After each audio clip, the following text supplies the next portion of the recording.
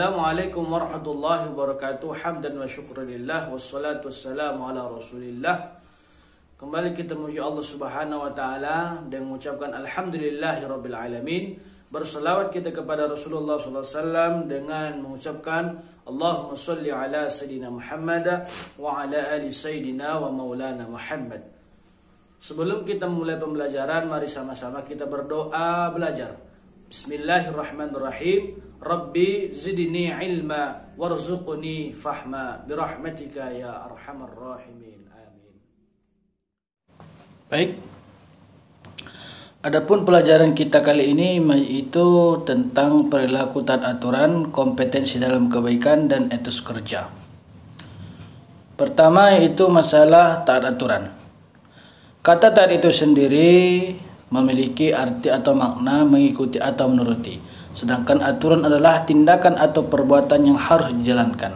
Maka taat pada aturan adalah sikap tunduk kepada tindakan atau perbuatan yang telah ditentukan oleh Allah Subhanahu wa taala, para nabinya serta pemimpin. Sebagaimana yang tercantum dalam surah An-Nisa ayat 59. A'udzu billahi minasyaitonir rajim. Bismillahirrahmanirrahim. Ya ayyuhalladzina amanu atii'u Allah wa atii'ur rasul wa ulil amri minkum فإن تنازعتم في شيء فردوه إلى الله والرسول إن كنتم تؤمنون بالله واليوم الآخر ذلك خير وأحسن تأويلا. Wahai orang-orang yang beriman, taatlah kamu kepada Allah dan taatlah kepada Rasul, wa ulil amri minkum, dan pemimpin di antara kamu. Fa in tanaza'tum fi syai', dan jika kamu berlain pendapat tentang sesuatu, farduhu ila Allah wa Rasul, maka kembalilah kepada hukum Allah dan Rasul. Artinya di dalam ayat ini ada 3 hal yang harus kita patuhi dan kita taati. Sebelum kita bahas itu, perlu kita tahu dulu asbabun nuzul ayat dari surah An-Nisa 59 ini. Adapun sebab turunnya ayat ini menurut Ibnu Abbas adalah berkenaan dengan Abdullah bin Huzaifah bin Qais As-Samhi ketika Rasulullah SAW mengangkatnya menjadi pemimpin dalam Suriah, perang yang tidak diikuti oleh Rasulullah SAW. As-Sa'di berpendapat bahwa ayat ini turun berkenaan dengan Ammar bin Yasir dan Khalid bin Walid ketika keduanya diangkat oleh Rasulullah SAW sebagai pemimpin dalam Syariah. Syariah itu adalah perang yang ketika itu Rasulullah SAW tidak ikut serta di dalamnya. Maka jelas di dalam ayat ini yang perlu kita taati ada 3. Yang pertama, taat kepada Allah Subhanahu wa taala. Taat kepada Allah ini menempati posisi yang paling tinggi. Posisi yang paling tinggi. Karena semuanya tidak boleh kita taati ketika aturan, ketika ada anjuran yang bertentangan dengan hukum Allah.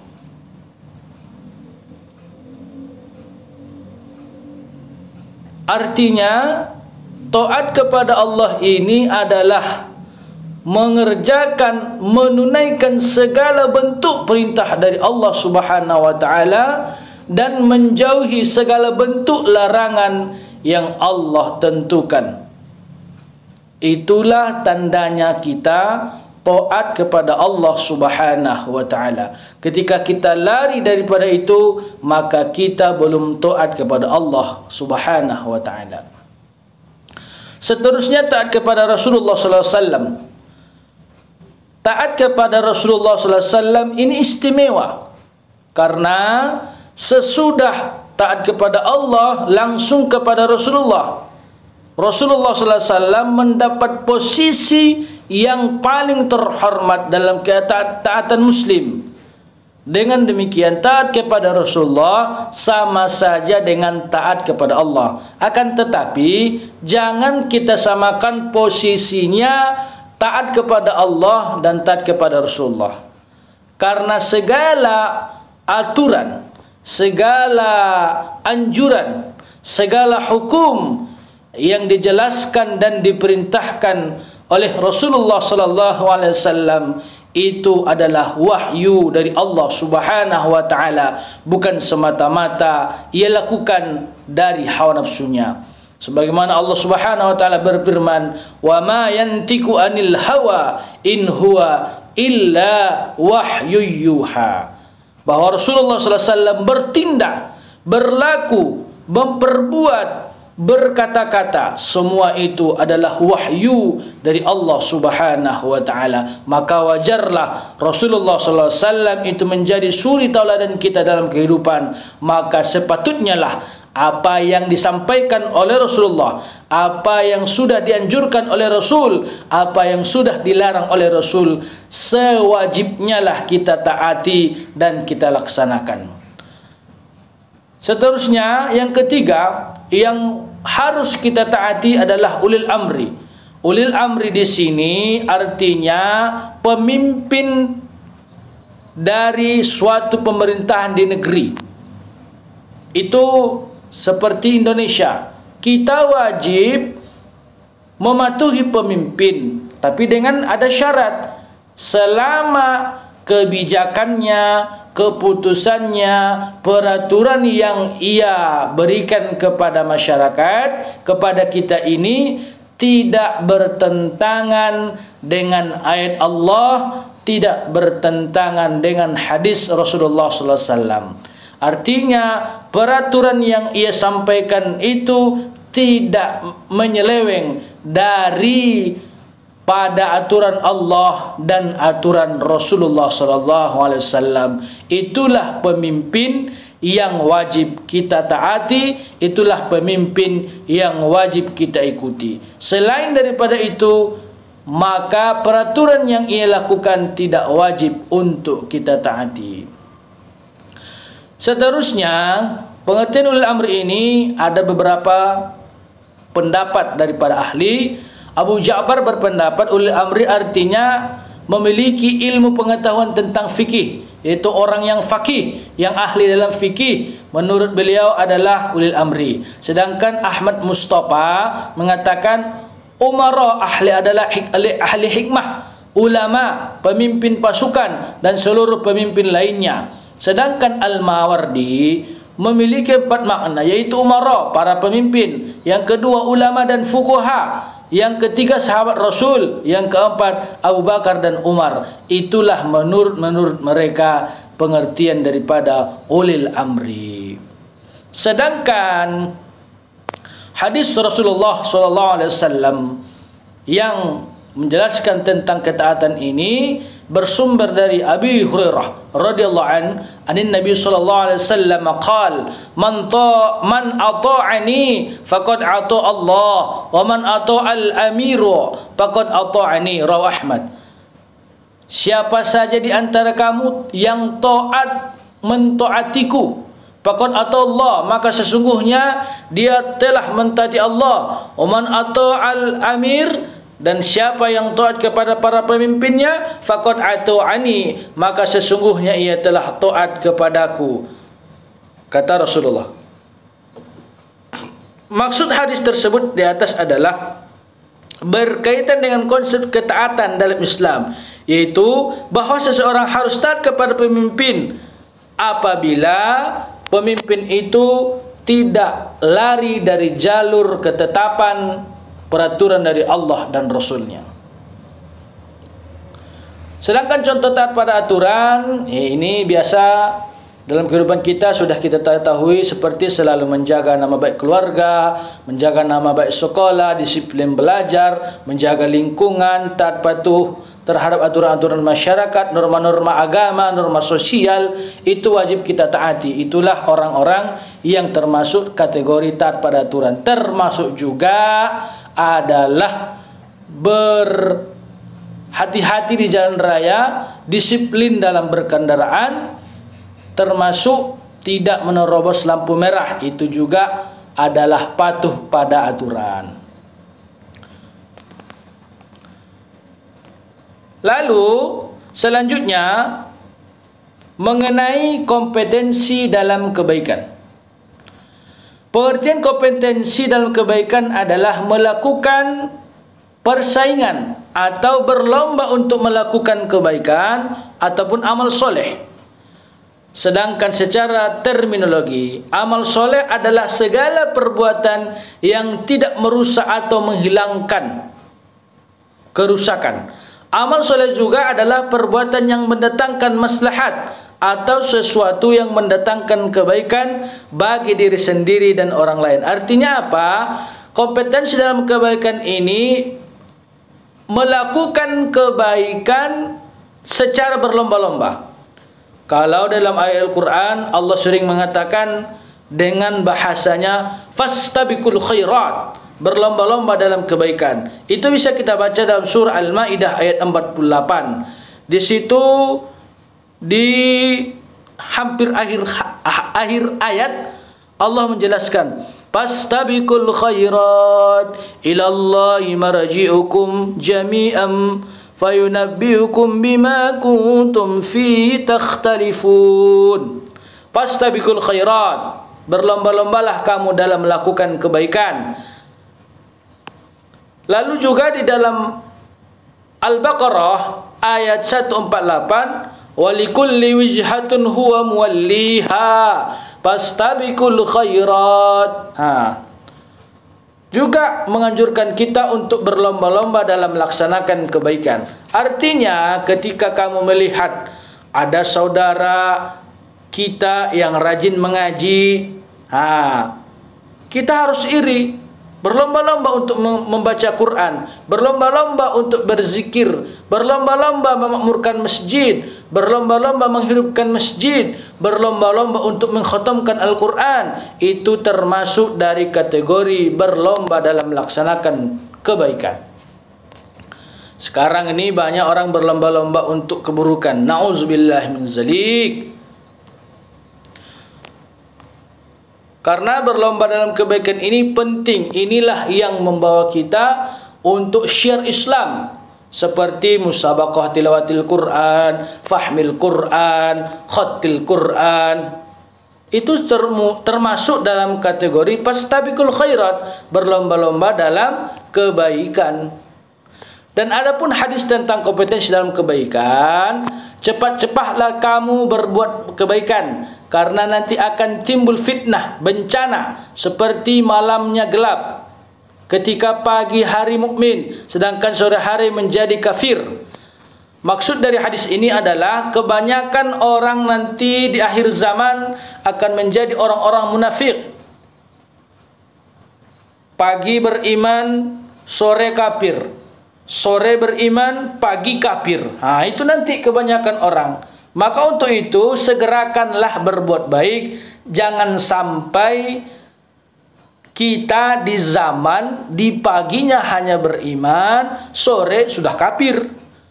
Nanti takutnya kita matinya di kafir, bukan di berimannya. Ini yang jadi bahaya. Maka tidak boleh menunda-nunda untuk melakukan sebuah kebaikan.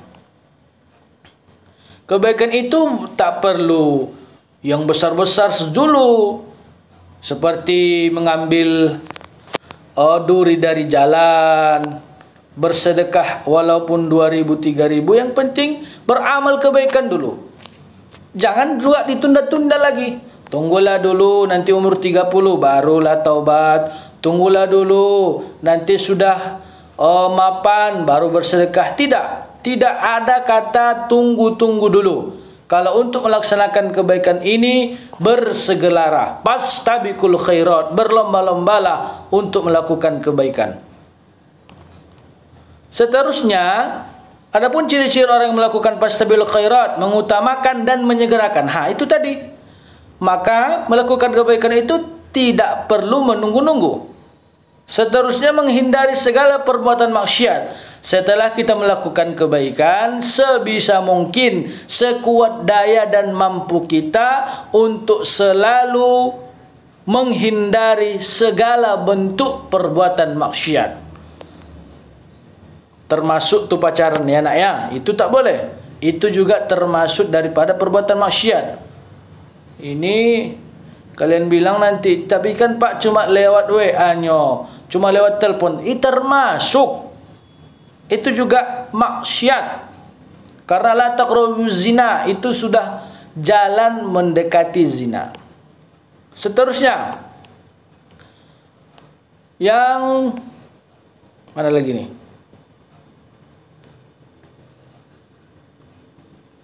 Masalah etos kerja.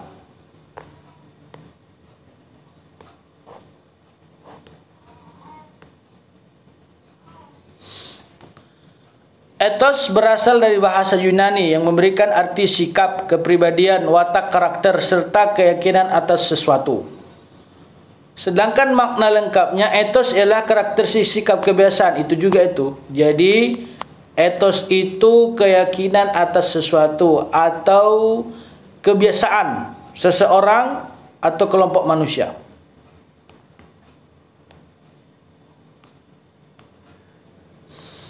Kerja dalam pengertian luas adalah semua bentuk usaha yang dilakukan manusia, baik dalam hal material ataupun non-material, intelektual atau fisik, maupun hal-hal yang berkaitan dengan masalah keduniaan ataupun akhirat. Itu namanya kerja. Asal dia bergerak, kerjalah namanya itu. Akan tetapi seorang muslim, kerja bagi seorang muslim adalah suatu upaya yang sungguh-sungguh dengan mengerahkan seluruh aset, pikiran dan zikirnya untuk mengaktualisasikan atau menampakkan arti dirinya sebagai hamba Allah yang harus menundukkan dunia dan menempatkan dirinya sebagai bagian dari masyarakat yang terbaik. Artinya apa? Seorang muslim itu bekerja, tapi orientasinya bukan hanya sekedar bekerja, akan tetapi bekerja ia untuk mencapai ibadah, untuk mencapai ridha Allah Subhanahu wa taala. Dia bekerja tidak lain tidak bukan niatnya hanyalah ibadah. Dia bekerja hanya mengamalkan dari hadis Rasulullah sallallahu alaihi wasallam bahwa kerjalah duniamu, carilah duniamu, karena bisa jadi engkau hidup 1000 tahun lagi. Tapi ingat, jangan tinggalkan akhiratmu, lakukanlah, berbuatlah untuk akhiratmu, karena ingat bisa jadi esok engkau telah tiada. Itulah konsep bekerja seorang muslim. Seterusnya, keutamaan bekerja ini ada beberapa, seperti 1, peningkatkan derajat, seperti dalam surah Al-Ahqaf ayat 19. Ayatnya silahkan baca sendiri di rumah. Yang kedua, mendapatkan pahala dari Allah Subhanahu wa taala, seperti dalam surah Al-Baqarah ayat 110. Ini tengok nih, opung ini walaupun dia sudah tua tetap semangat kerja. Masa kalah sama anak-anak muda? Buya Hamka juga pernah berkata, bekerjalah seperti anak muda, bekerjalah seperti semangat anak muda, berpikirlah seperti orang tua. Itu. Bekerjalah seperti semangat anak muda, berpikirlah seperti orang tua. Karena bekerja semangat anak muda walaupun badan tua, tapi tetap semangat.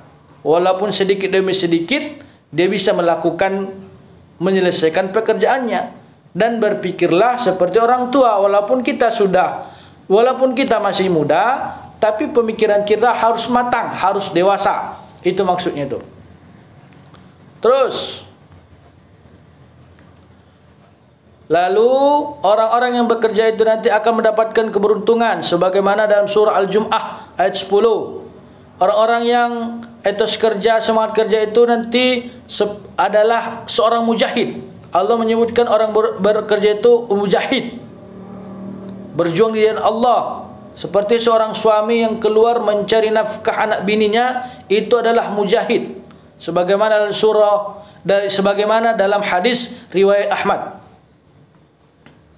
Seterusnya, orang yang bekerja itu adalah kewajiban. Kewajiban di sini berkata kewajiban terhadap suami. Sebagaimana dalam hadis At-Tabrani dan Al-Baihaqi. Dan bekerja itu juga menjaga kehormatan din, menjaga kehormatan agama. Tiada seorang pun yang makan makanan yang lebih baik daripada makanan yang diperoleh dari hasil keringat sendiri. Sesungguhnya Nabi Allah Daud alaihissalam itu pun makan dari hasil karyanya sendiri. Hadis riwayat Bukhari. Seterusnya, adapun keutamaan dari orang yang bekerja, semangat kerjanya itu ada. Ketika dia bekerja, itu bisa menghapuskan dosa. Barang siapa yang di waktu sorenya merasakan kelelahan karena bekerja, berkarya dengan tangannya sendiri, maka di waktu sore itulah ia terampuni dosanya. Hadis riwayat Tabrani dan Al-Baihaqi. Artinya tidak boleh bermalas-malasan. Walaupun masih muda, harus tetap semangat. Ini tidak, kebalik sekarang ini. Anak-anak mudanya malas, orang tua yang semangat. Itu yang bahaya.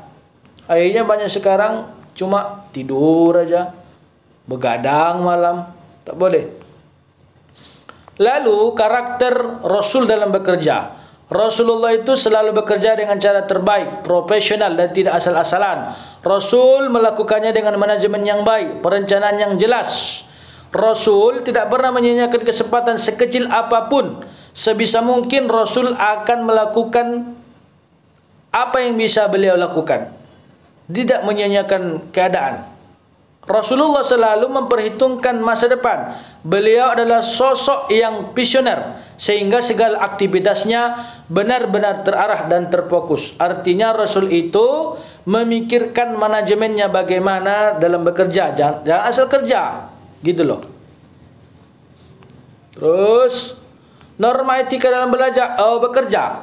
Kalau Rasulullah SAW dalam berbisnis, beliau selalu memakai sifat jujur, tanggung jawab, tidak menipu, tidak mengurangi timbangan, tidak beliau selalu murah hati, tidak menjelek-jelekkan bisnis orang lain. Ini enggak. Oh, situ tuh jangan boleh situ lah ibu. Itu jelek barang itu jelek tuh cabenya, itu tak boleh. Atau malah kebanyakan kita sekarang itu main riba. Debt collector, minjam 1 juta, bayarnya 1.300.000. Tak boleh itu. Ya, atau merobohkan SK surat dari tempat bisnis kita itu untuk memperluas bisnis tersebut. Itu tak boleh. Ya, yang bersih-bersih sajalah. Kalau kita memang mau mengikuti dari cara berbisnis dari Rasulullah SAW. Itu mungkin yang terakhir. Nilai-nilai profesionalisme dalam bekerja, daya pikir, keterampilan mempunyai sikap mental, kewaspadaan, menyelesaikan pekerjaan dengan sempurna. Artinya kalau mau pekerjaan itu bagus, kalau mau pekerjaan itu selesai dengan baik, inilah kiat-kiatnya. Berpikir kita bagaimana cara menyelesaikannya, jangan asal-asal kerjakan. Keterampilan ini maksudnya memang kita paham di situ. Ini tidak dia biasa bengkel motor, dibongkarnya Mercedes-Benz. Cocok itu. Itu keterampilan tuh. Yang kedua, berani kita untuk bekerja tersebut. Ada keyakinan bahwa kita bisa. Gitu loh. Dan menyelesaikan pekerjaan itu dengan sempurna. Artinya jangan satu hari ini selesai, besok orang sudah datang lagi memperbaikinya, itu tak boleh tuh. Ya, artinya bukan neko-neko. Jangan dijadikan sesuatu menjadi proyek, tapi dijadikanlah bekerja itu sesuai dengan kemampuan dan lakukanlah pekerjaan itu dengan cara yang baik agar hasilnya menjadi baik.